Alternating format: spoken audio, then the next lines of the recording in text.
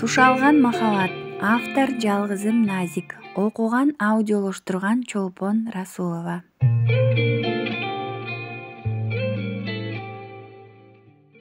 Асел үйдөн чыкканда атасы менен дагы 3-4 киши короонун алдына келип калышкан экен. Атасы майыптар арабасында отурган адамды сүйрөп, алардын артында кара көз айнек тагып, кара кийинген экөө колдорун алдына кармап турушуптур. Тиги арабада отурган адам башына кара шляпа кийип алганга жүзү даана көрүнбөйт экен. «Шер, кызыңбы?» деди бир убакта колун көтөрө кыз тарапты көрсөтүп жанагы арабада отурган киши. «Ооба» деген атасы шашыла жооп берди. «Саламатсызбы?» деп учурашкан Асел негедир сүрдөп кетти. Эмелки ачуусу жоголуп, колдору майда калтырак басып денеси муздай түштү. «Саламат, кызым». Акырын унчуккан киши шляпанын астында көзүн көтөрүп Аселди баштан аяк сыдыра карап алды. «Шер, суйкайган сулуу кызың бар турбайбы? Өмүрлүү, бактылуу болсун», деди ортодогу жаралган оңтойсуз тынчтыкты жарган тиги киши. Анын олдоксон жасалмак аткырыгы короону каптады. «Рахмат» деген Асел кайра үйгө кирип баратып ойлоно кетти. Кызык, Шер дейби? Анысы ким? Кызың деди го, же тигинин аты Шер беле? Асел атасын эч качан ата деген эмес, ар дайым тиги дечү. Деги булар кимдер? Эмнеге келишти? Өңдөрү да башкача немелер экен. Жанындагы турган адамдары деле роботтон айырмасы жоктой го. Жүрөктүн үшүн алышып. Кетип жатышканы рас болбодубу? Энем жокто коркуп араң турганымда, деген кыз короо тараптагы терезенин пардасын кыйгач ачып, сыртты акмалап турду. «Шер, бул жака биринчи жана акыркы келүүм болсун. Билесиң да кооптуу. Жигиттерди эле жиберсем болмок, бирок өзүм келүүнү чечтим». «Түшүндүм, шеф. Эртең дарек боюнча кеч калбай өт», деген киши машинанын караңгылатылган терезесин көтөрдү. Айылдан чыгып бир аз жол жүргөн соң шеф жанында ойлуу бараткан Альбертке үн катты. «Кызы чырайлуу экен, ия. Сен эмнени анча ойлонуп?» «Мен тиги кыздыбы? Көздөрү башкача экен. Ал кыз биздин чөйрөнүн адамы», деди алдына караган киши бейкапар. «Кандайча?» Альберттин көздөрү чоңоё таң калганын жашырбай сурап жиберди. «Көрдүңбү көзүндөгү жалынды? Анын ичинде күйүт бар, вулкандай кайнаган өч, кээк, ыза бар. А эгер бизге кошулса, андан бизге пайда чоң. Бирок мен андайды көрө албадым, мага периште сымал көрүндү». Альберт кайра кыздын сулуу элесин көз алдына келтире, зымырап артка калып жаткан жолду тиктей баратты. Бул Асел менен Альберттин биринчи кездешүүсү эле. Бул тагдырдын табышмакка, күтүүсүз бурулуштарга бай кыйма чийме жолдору дагы далай сыноолору менен буларды алдыда күтүп турат. Эч качан ийилбеген кара мүртөз Альбертти жапжаш, гүлдөй үлбүрөк кыздын бир көз карашы бүтүндөй өзгөртүп жиберери эч кимдин оюна келбейт эле. Кечинде чоң энеси Асел атасы үчөө дасторкондо үнсүз тамактанып отурушту. Эч ким көрбөй жаткан телевизордагы музыканын үнү менен кашыктардын тарактаганы эле болбосо тым-тырс. Баары өз ойлору менен алек. «Апа», деди бир убакта бектен. «И, балам». Чубалган ойлордон чыга албай жаткан эне уулунун өзүн чакырганын угуп шашып кетти. «Мен эртең шаарга кетип жатамын». «Эмне дейт ботом?» «Шаардан жумуш чыгып жатат. Ошого кетсемби деп. Алдыга жылуу керек го, апа. Айылда жетишээрлик болдум». Башын акырын ийкеген эне эч нерсе дей албады. Асел гана көзүнүн үстү менен бир атасын, бир энесин тиктеп турду.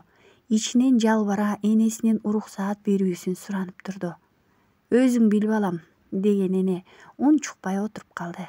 Сыртынан эч нерсе укмаксан болуп, телевизорду тиктеген Аселдин кубанычында чек жок эле. Кайра мурункудай энеси экөө жыргап, ээн эркин жашашат. «Баттан болбосо да келип турганга аракет кыламын, апа». «Кабарыңды билдирип тур, балам. Мынабу жүрөк дагы бир күйүттү көтөрө албайт». Жамил эне көкүрөк тушун кармап ыйламсырады. «Апа, сөз берем, баары жакшы болот. Балким кийинчерээк Асел окууга өткөндө силерди да алып кетем». Асел колундагы кашыкты тарс эттире коюп, «Эч кайда барбайм сени менен», деди да сыртка чыгып кетти. Бул кыздын атасы келгенден бери биринчи жолу ага сүйлөшө эле.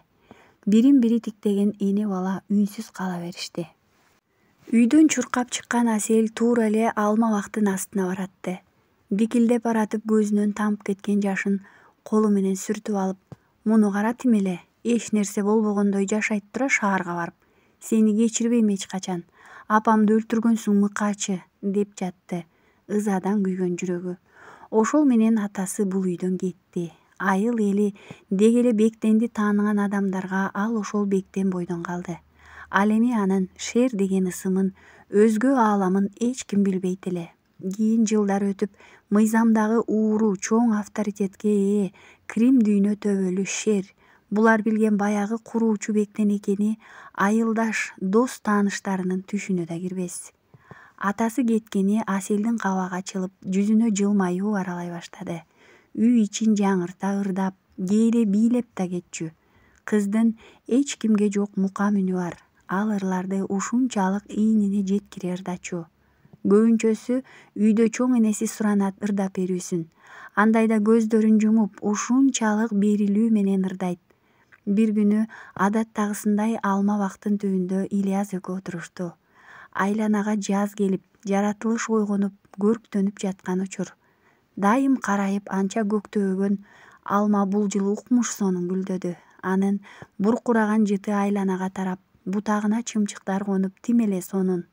Көздөрүн жумуп отурган кыз бир убакта санаалар уюп, сайылып канжар сезимге, сагынып сени саргайып жүргөн кезимде, ак толкун болуп, ак шоокун болуп, түшүмө кирчи периштем, ырдап жатты.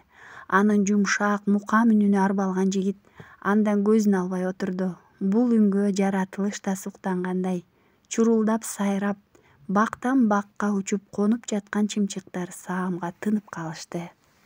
Асель, булыр биздин сүйүүнүн гимни болот. Эмнеге булыр? Билбейм периштем. Булурду мурунда уксам керек, бирок сен ырдагандан кийин жүрөгүмөн түнөк тапты.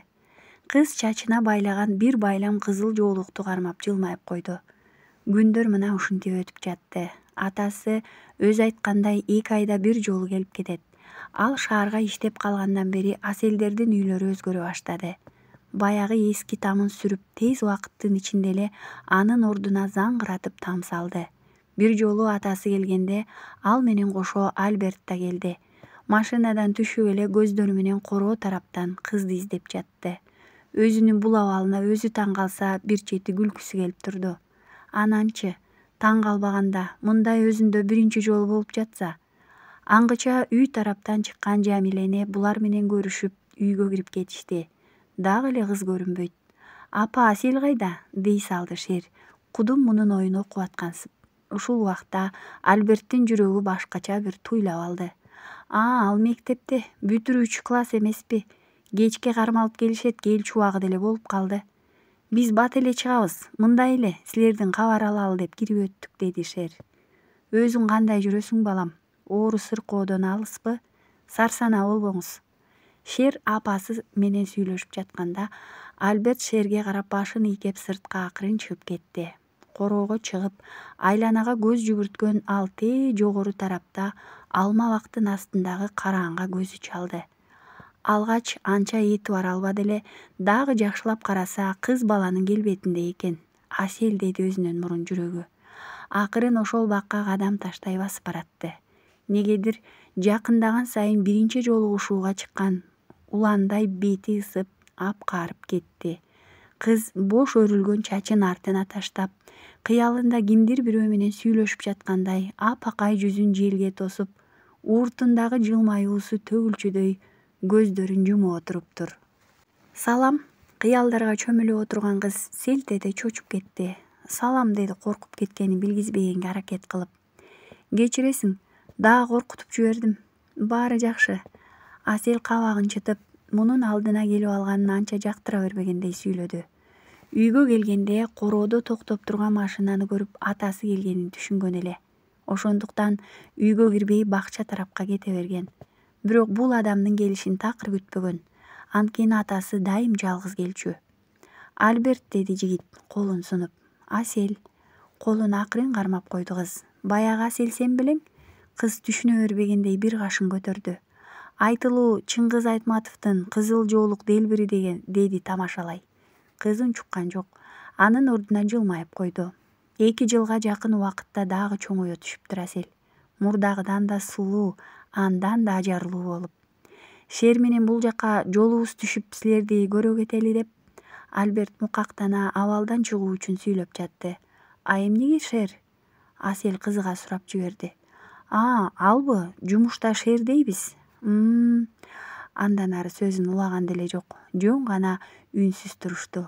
Альберт биринчи жолу сүрдөп жатканын туйду. Кыз мындай турсун, эчен жолу чоң иштерге катышып чоң адамдар менен маңдай теске отурганда да мынчалык сүрдөбөгөн. Эми болсо мектепте окуган жаш кыздын алдында апкаарып турган эмнеси? Бул кызда адамды өзүнө тартып турчу, сүрдөтүүчү өзгөчө күч бар экенин билди. Балким шеф чын айткандыр. Ичинде сыртка чыкпас күйүтү болсо керек. Бирок шеф айтканына кошула албайт. Өзү жүргөн чөйрөнүн адамы эмес бул кыз. Бул кыз периште. Кыпкызыл эриндерин тиштегилеп, жашыл көздөрүн балбылдатып турган бул жанды суктанып карап туруунун өзү эле рахат турбайбы? Альберт деген үн жигиттин кыялын бузуп ийди. Көрүшкөнчө. Аселдин колун кыса кармап чуркап кетти Альберт. Альберт чыктык жолго, деди Шер, бакча тарапта бир карап алып. Асель ошол калыбында артын карабай турган экен. Тынч жана бейпил жашоо неге адамзатынын өмүрүндө ошол бойдон улана бербейт? Кокустук, күтүлбөгөн окуялар менен түшкө кирбес иштерге бай жашоонун өчүрүлбөс, өзгөртүлбөс мыйзамы да мына ушунда белем. Пенде маңдайына жазылган тагдырдан качып кете албасы чындык. А бирок аны өзгөртүүгө чамасы келет да.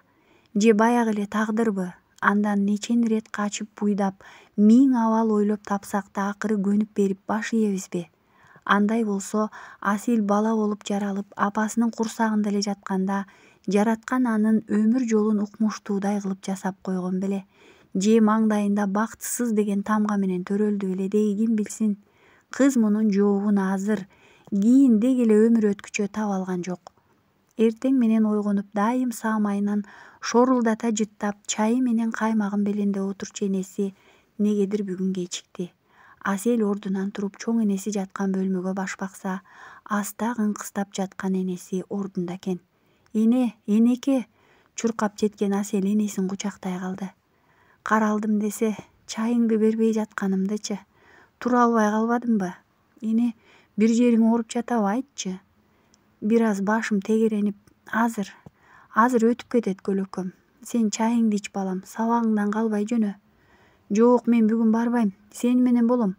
Асель энесинин жүзүнө жүзүн тийгизип кучактай калды эле, бети чоктой ысык экен. Шашып кеткен кыз энесинин денесин кармады, от менен жалын.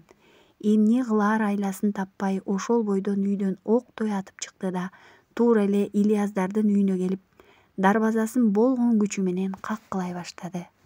Чуркап келип дарбазаны ачкан Ильяс маңдайында чаштары иретсиз жазылып, өңү кубара, көздөрүнө жаш толуп турган Аселди көрдү. Аселька, Ильяс энем, эмне болду деги? Ильяс титиреп турган кызды эки ийинден ала өзүнө тартты.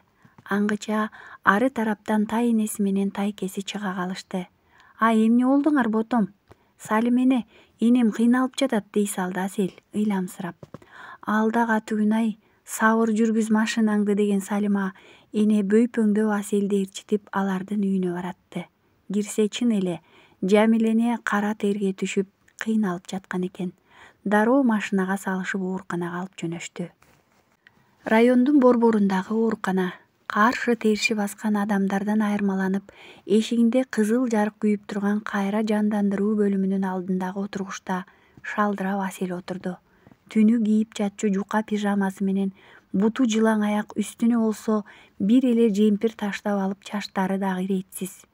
Көзүндө болсо мына кулап түшчү тамчы. Ары жакта Салим эне менен уулу Сабыр. Сабыр кызды эми карап маани берди. Байкуш үшүп калган окшойт, же корккондон денеси менен ийини титиреп жатат. Боору ооруп кетти. Кыздын бул отурганы ушунчалык аянычтуу эле. Барып өзү кучагына алгысы келип, бирок бой жеткен неме деп тартындыбы, апасына ымдап кызды көрсөттү. Жанатан өзү шок абалда жүргөн Салим энейим Аселди карап, периште кызым ай деп коурана сүйлөп, кыздын жанына барып, чаштарынан сылап кучагына алды. Ушуну эле күтүп жаткандай бир убакта Асель өпкө кага үнүн чыгарып ыйлай баштады. Коркуп турду. Ушул күнгө чейин оюна келбеген бир чындыктын болоорунан ушунчалык качып турду. Жашоосундагы жалгыз тиреги, карманаары жөлөгү чоң энесинен ажырап калуудан коркуп жатты. Баягы бала күнүндө апасын жоготкондо жүрөгү дал ушинтип ачыштыра ооруган эле. Андан бери канча жыл өттү. Көрсө бул оору унутулбайт тура. Ыйлаба алдыңа кетейиним. Энең сопсоо бир аз тумоолоп калбадыбы? Мынакей ооруканадабыз. Салима эне ойлоруна жамандыкты деги жолоткусу келбей, кыздын чачтарынан сылап ушинтип койгону менен ичинен «О Кудай, Жамиланын жанын ушул чүрпөсү, периштеси үчүн сактай көр» деп жалбарып жатты. Аңгыча ичкериден ак жана Аселдин чоң энесин алып кирген көз айнекчен врач чыкты. «Эненин жакындары сиздерби? Ооба айланайын. Уулу тиги шаарда, кабар бердик, биз кошуналары» деген Салима эне бир жакшылыктан үмүт эте жалдырап ийди. «Анда уулу келсе мага кезиксин. Балам өмүрлүү болгагылайын. Мына бизге деле айт. Тырмактайыбыздан жанаша жашап бир тууган эме эмне болдук? Эмне керек баарын кылалы. Мына уулум жеткирип берет». Врач көз айнегин көтөрүп Салима эне менен Аселди бир карап алып акырын баш ийкеп Сабырды бөлмөсүнө жетелеп кетти. Бир аздан соң Сабыр керектүү дары дармегин көтөрүп врачка кирип чыкты да Аселдердин жанына келип отурду. «Эмне дейт тиги доктуруң, балам?» «Жакшы апа, жакшы». Сабыр негедир Аселдин көзүнчө бир нерсени жашыргандай кыска гана жооп берди. Аңгыча тапырап узун коридор менен Аселдин атасы дагы жанында Альбертке кошулуп эки баланы ээрчитип кирип келишти. «Бектен балам келдиңби? Тиги апаңды алып келдик. Сабыр доктуруна кирип чыкты балам. Сен да кирээрсиң». «Жакшысыздарбы эне, рахмат, рахмат сиздерге» деген Шер шашып калды. Ары жакта турган Альберттин көзүнө корккондон бүрүшүп отурган Асел урунду. Шер акырын кызынын жанына өтүп чачынан өөп койду. Асел ушунча адамдын көзүнчө итерип сала албай унчукпай гана телмирип туруп берди. «Салим эне, Сабыр, рахмат сиздерге. Бул жерде өзүм болом. Асел менен сиздерди жигиттер үйгө жеткирип коюшат». «Убара болбо балам, биз машина мененбиз. Жүрө койгагылайыным» деген Салима Аселди колдон алды. «Жок, мен энемдин алдынан эч кайда кетпейм. Асел кызым, бул жерден баары бир киргизбейт ичкери» деп сүйлөгөн атасын жекире карап алды.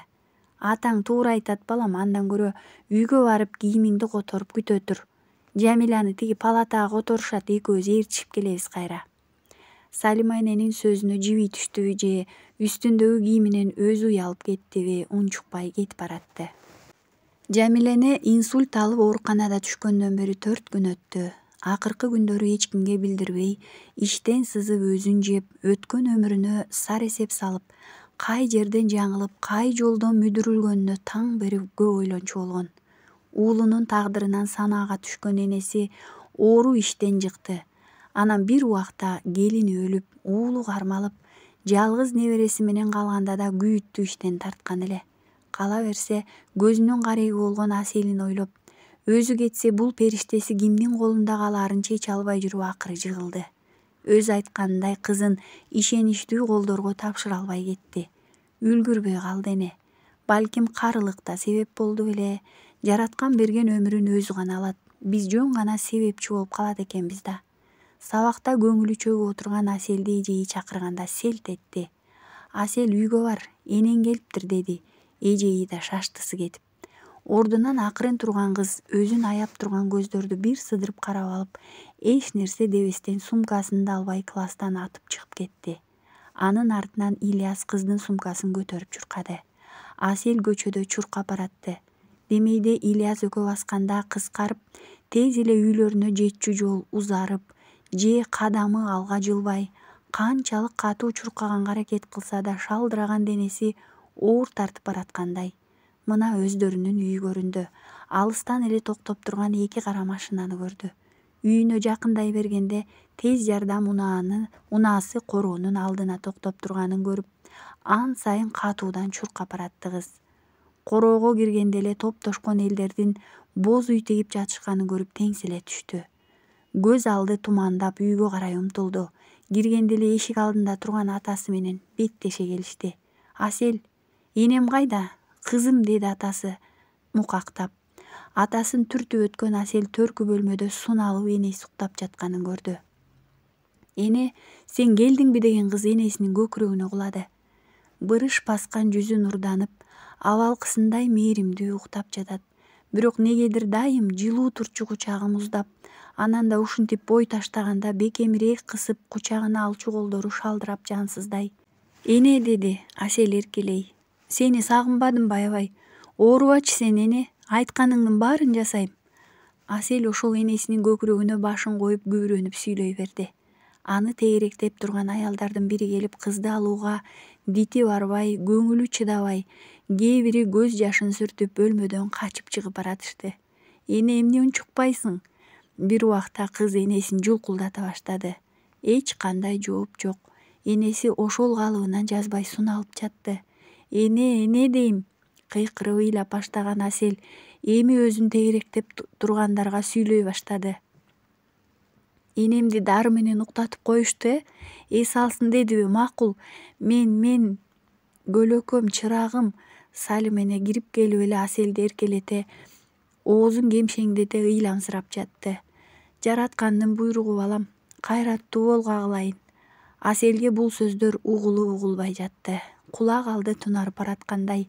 Эки колунан жетелеп бөлмөдөн алып чыгып бараткан аялдарды акылдан азган немедей түртүп жиберип, кайра энесине келип жыгылды. Жок. Жаш кызды ачуу чыңырыгы бул жерде турган адамдардын баарынын жүрөгүн силкинтип алды. Аны менен кошо бул үй, айыл, деги бүт аалам бир силкинип алгандай болду. Жок, эне, жок, көзүңдү аччы, эне. Мени таштаба, суранам, энекебай. Чучуктай чыңырып ыйлаган кыздын жансыз жаткан энесинин кучагынан бөлүп алууга эч кимдин күчү жетпей койду. Мени кантип таштап кеттиң? Кимге калтырдың, эне? Боздоп жаткан Асель бир убакта эсин жоготуп баратты. Көздөрү аңтарылып бараткан ал өзүнүн бетине суу чачып жатышкан топ аялдардын караандарын элес булас мунарыктап көрүп барып жыгылды.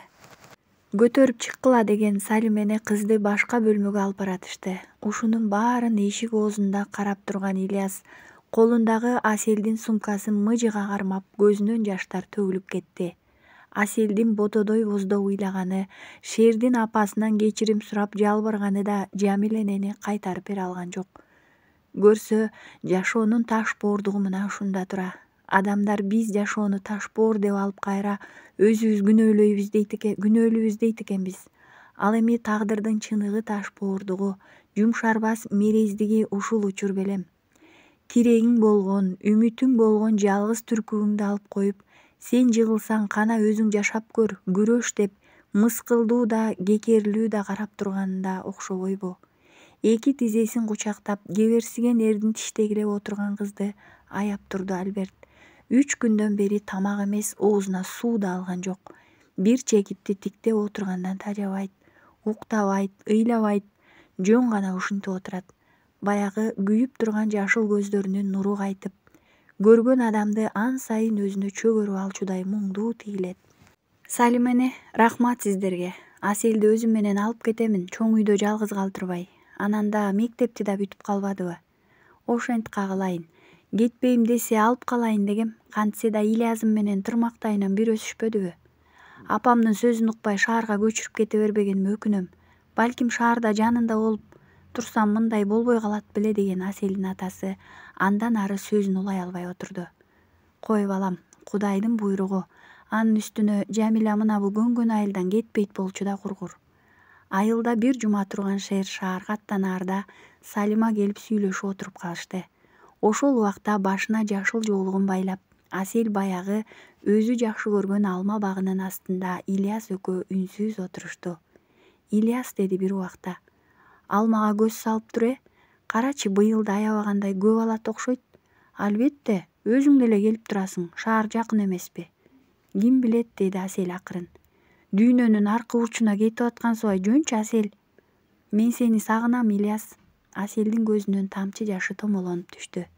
Мен сени дайым сагынам, Асель. Биз ыйлабайбыз деп келишпедик беле? Энемден кийин эле жалгыз жакыным сен, энем да жок. Эми сенден башка эч кимим жок менин. Менин кичинекейим, деген Ильяс Аселди бооруна басты.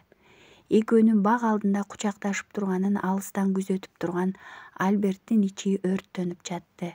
Өзү да түшүнбөгөн, мурда кийин башына келип, сезип көрбөгөн бир өзүмчүлдүк, ичи тардык ээлеп, колдору муштум болуп түйүлө, жүзү да кызарып кетти. Белгисиз бул сезим эмне экенин аңдай электе ал бүт акылына кирип жүрөгүн ойготуп, ал жерге Аселдин элесин унутулгус кылып киргизип салгандай. Кызды көргөн күндөн, аны сыйкырдуу карегине кабылып, анын туткунуна айланган ошол күндөн тарта Аселди өзүнө менчиктеп алган эле. Эч нерсе эмес, жакында Ильясты да унутасың, деп жатты ич-ичинен ызырына. Тирүүлүк кайнап бүтпөчүдөй гүрүлдөп турган шаарга кирип келишти. Алдыңкы орундукта отурган Альберт улам арттагы Аселди күзгүдөн карап коюп баратты. Бир колун оозуна таянып, терезеден сыртты максатсыз карап телмирип бараткан кыздын бул көрүнүшү да ажайып эле. Шаардын көчөлөрүн зуулдай аралап жүрүп отурган кара жол тандабас борбор калаанын чок ортосунан орун алып, айланасы жашыл бак дарак менен курчалган 2 кабаттуу хан сарайдын алдына келип токтоду. Асел алгач кай жакка келгенине деле маани бербей отура берди. Чоң темир менен кооздолуп жасалган каалга ачылып, машина ичкери кирип токтоду. Шер жанында ойлуу отурган Аселдин колун кармап, келдик дегенде кыз чочуп кетти да колун тартып алды. Эшикти ачып машинадан түшөөрү менен ооз ачылды. Алдында кудум президенттер, кинолордон көрчү ханышалар жашай турган хан сарай турган эле. Асел жүр деген атасынын артынан ээрчип, өңү же түшү экенин аңдай албай баратты. Ооба, атасын шаарда жакшы жумушта иштегенин, тиги айылдагы үйүн оңдоп, өзү минтип жол тандабас минип калганын эле түшүнгөн. Бирок мынчалыкты күтпөгөн. Балким бул жерге бирөөгө жолукканы келгендир деп ойлоп жиберди, короодогу ары-бери басып жүргөн адамдарды көрүп. Колундагы чакан рюкзагын артына асып, үйдүн ичине кирген кыздын оозу ан сайын ачылды. Үйдүн ичи аябай кооз экен. 2 кабатына көтөрүлчү тепкичтин оймолонуп жасалган эле өзүнчө шедевр. 1 кабаттагы чоң залда бир нече окшош кийинген адамдар туруптур. Шердин кирип келгенин көрүп баары баштарын жерге салып турушат. Аңгыча эшик алдында жүргөн Асел көргөн адамдар да кирип буларга кошулуп катарынан тизилип туруп калышты. Шер Аселди ээрчитип чоң залдын төрүндө жайгашкан креслого келип, буттарын кайчылаштыра отура кетти. Кызына жанындагы диванды көрсөттү. Асел таң калгандан же эмне дээрин билбей, ал көрсөткөн жайга акырын олтура кетти. Шер тамагын кыра сөз баштады. Бул менин кызым Асел. Ушул күндөн мени менен чогуу бул үйдө турат. Мени кандай сыйласаңар, кызымды андан өтүп сыйлайсыңар. Аселдин оозу эми даана ачылды. Бул азыр көрүп турганы түш эмес экенине ынана албай, башы маң. Сыртта турган адам, мынабу ичкеридеги ушунча адам атасынын кызматкерлериби? Деги эмне болуп жатат? Мен эмне жолдо келе жатып эсимди жоготуп коюп, түшүмдө жөөлүп жатамынбы деген кыз акырын жанындагыларга билгизбей колун чымчып көрдү. Жок, анан бул эмне деген шумдук, тиги эмнени дөөрүп атат, сыйлайсыңар деп. Же шаарга келип бир сандык алтын таап алды бекен? Балким банкты тоногондур. Аселдин кылыктарын жанатан көзүнүн кыйыгында күзөтүп турган Альберт кыз өзүнүн колун өзү чымчып ийгенде бырс эте күлүп жиберди. Аны түшүнгөн кыз кайра унчукпай отуруп калды. Аселди бир карап алган Шер кайра «Зарина, Аселге жардамдаш» деди сылык сүйлөп. Кыздын жанына келген аял сумкасын көтөрүп Аселди 2 кабатка алып чыкты. Бул сиздин бөлмөңүз, бүт керектөөлөр бар. Бир нерсе керек болсо мага кайрылсаңыз болот, деди тигил аял да сылык. Мени сиз дебей эле коюңузчу, мен сизден кичинемин да. Бул биздин жумуш. Бул жерде дагы кимдер жашайт? Асел бөлмөнү айлана басып, терезеден сыртты карап жатып сүйлөдү. Зарина кыздын сумкасынан кийимдерин алып шкафка жайгаштырганча Аселге жооп берип жатты. Сиз менен атаңыз, Асилерчи, биз деле. Анан эмне айтпайсыз өзүңөрдү кошуп? Эми кожоюндардан деп ойлогом. Канча кызматкери бар атамдын? Зарина саамга Аселди тиктеп турду да кайра ишин улантып кирди. Ашканада экөө, үйдү экөөбүз жыйнайбыз. Ал эми сыртта бакты караганга бир байке иштейт. Бирок жан сакчылар канча экенин так билбейм. Айдоочуларды да билбейт экем. Асел уккан кулагына ишене албай турду. Бул чын айтып жатабы дегендей Заринаны тиктеп кыйла турган экен. Өзүнө берилген суроодон чочуп кетти. Эмне, атаңыздын жашоосун билбейт белеңиз? Кызыккан эмесмин, деди салкын. Бирок кокустан эле түшүп калган бул жомок жашоого таң калып бүтө албай жатты. Эгер бир нерсе керек болсо чакырасыз, деген Зарина бөлмөдөн чыгып кетти. Бөлмөдө баары өз орду менен коюлуптур. Уктоочу керебет, шкаф, өзүнүн бою менен тең күзгү, сабак даярдоочу стол үстүндө компьютер менен. Чын эле тиги каерде иштейт деген суроо мээсине кадала түштү. Кабыл Токторович, уруксатпы? Кир. Ильяс жетекчинин алдына кирип тушундагы столдон орун алды. Ильяс Жусупович, сизге тапшырылган иштер боюнча маалымат. Ал иштер сотко өткөрүлүп берилди. Тергөө иштери бүткөн толугу менен. Маянын иши боюнча эмне дей аласың? Ильяс таң калып, бир эсе чочугандай жетекчисин карап алды. Анткени кечээ Мая кармалган мекеме эч кандай уруксаты жок, кирип барып жолуккан эле. Кечээ бардың да? Жетекчиси алдындагы шапканы жылдырып эки колун кайчылаштыра отуруп сурады. Ооба, мен чынында. Кызык, деди жетекчиси Ильястын сөзүн бөлө. Мая эч ким менен сүйлөшпөй жаткан. Талап да кое элек, бирок негедир сени менен сүйлөштү. Жок, сүйлөшкөн жок, деди Ильяс жашырып. Таң калыштуу. Аракет кылдым, бирок майнап чыкпады. Ильяс, анын ким экендигин сен жакшы билесиң да. Ал Шердин кызы, издөдө жүргөн Шердин. Билесиңби анын артынан кандай гана кылмыштуу топторду кармасак болорун, канча кылмыш иштерин ачсак мүмкүн экендигин. Бирок ошол Шер биздин мекемени да колго алган. Анын өмүрү үчүн миллион акча коюлган. Бул акча үчүн азыр адамдар көп нерсеге барганга даяр. Мамлекет алдындагы милдети бул жакта турсун. Үй бүлөсүн сатканга даяр. Ильяс, эртең Мая менен дагы жолугушуу уюштуруп берем. Сүйлөшө аларыңа ишенем. Биз аны ушул бойдон кое бербешибиз керек. Ал жөнүндө ар бир маалымат биз үчүн маанилүү. Жогорку тараптан азырынча Маяны тергөө боюнча буйрук берилек. Балким аны жөн гана чекесине да чертпей Шердин колуна тапшырышаар. Түшүндүм, деди Ильяс чарасыз. Жумуш ордуңа бара берсең болот. Ордунан туруп эшик оозуна жеткен Ильяска Кабыл Токторович, Айжан кандай жүрөт, деди. Жакшы, деген Ильяс шашыла бөлмөдөн чыгып кетти. Кантип Аселди тапшырат? Бул анын колунан кантип келет? Бул не деген тандоо? Шашыла имараттан чыккан Ильяс түз эле машинасына келип отуруп, рулду уруп жиберди. Асел деп бакырып алды.